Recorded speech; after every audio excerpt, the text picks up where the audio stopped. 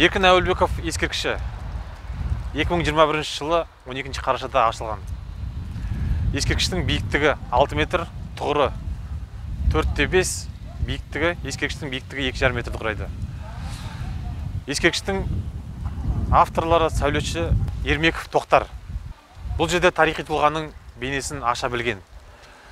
Өздеріңізге белгілі Еркін Нұржанұлы Әуелбеков 3 облысты басқарған. Оның ішінде Көкшетау облысы, Қызылорда облысы, бұрынғы Торғай облысы. Көз тірісі кезінде Еркін Әуелбеков халқына жақын болғандықтан ескерткіште масақты қолымен ұстап тұрып, сол қолында бас киімін халықтың алдында иіліп тұрғандай сомдалған.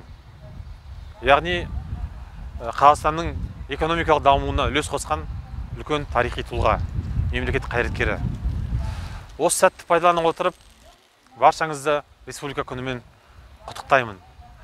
Осындай тарихи тұлғаларымыз ұлықтала берсін.